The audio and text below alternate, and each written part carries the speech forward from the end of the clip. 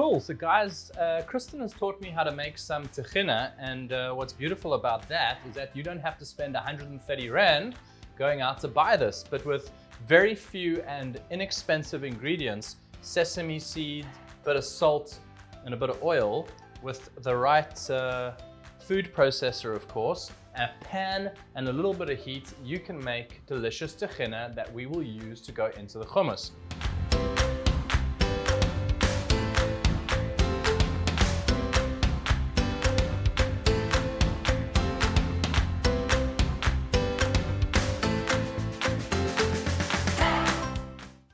So what I'm going to do now is I'm just going to put some sesame seeds into a pan, and I'm going to toast these with a pinch of salt.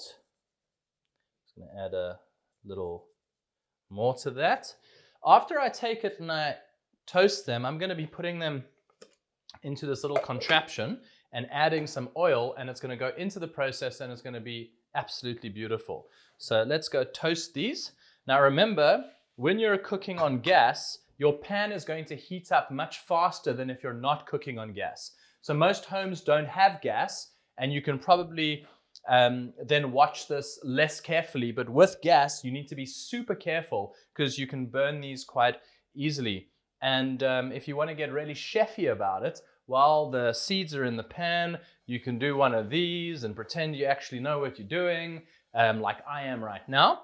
And you can just put it back onto the heat to toast these. When they are toasted, they have a really nutty, beautiful flavor, and that really goes to making the Techina go a long way to being delicious and something wonderful that you can put towards making a beautiful hummus. So you don't need to spend 130 Rand. You can just spend about a minute to 30 seconds, and you can make this really beautifully.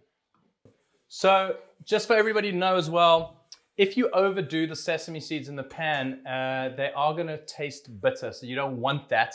So you just want to watch out for them turning just golden, and when they are, then they are ready. Mine are really close to being ready.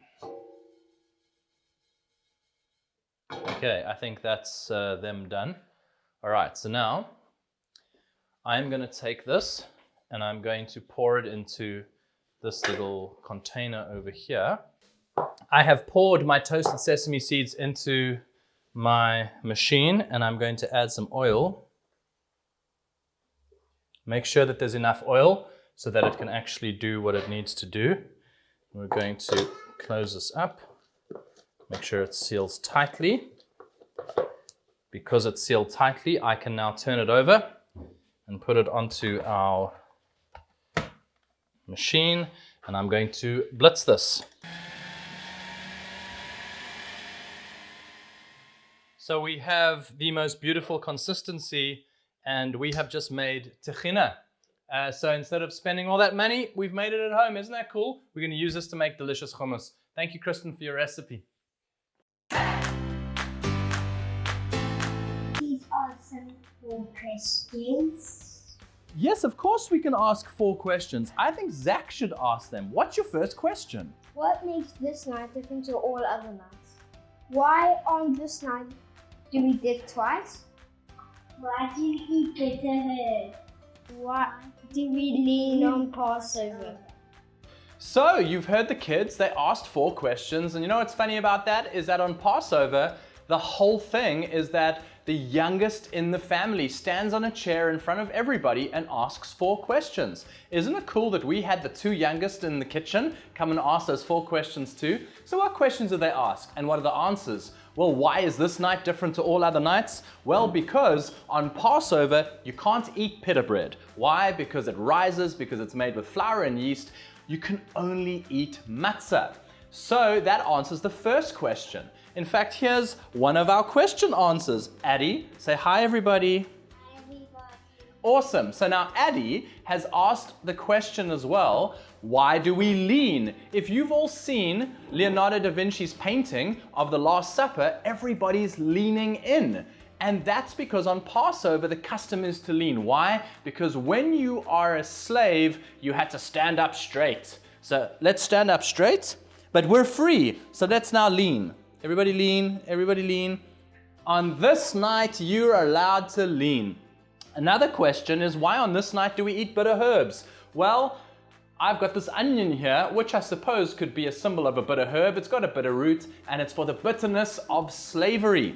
And the answer to the other question of why we dip twice is because we take a parsley, which is called karpas, and we dip it in salt water. We take egg and we dip that in salt water, but we dip this twice. And the reason being is we take a symbol of life and we dip it in salt water to symbolize the tears of being slaves while in Egypt. This is also a symbol of the hyssop branch. And remember what the Israelites had to do? Take a hyssop branch, dip it into the blood of a perfect lamb, and mark it on the doorposts of their home. What would happen? The angel of death would see that blood and it would pass over that home. That's why it's called Passover. So Addie, can you say to everybody watching, Chag Sameach? She can't. That's because it's Hebrew. So what we'll say in English instead is happy holidays. Have a great time, everybody.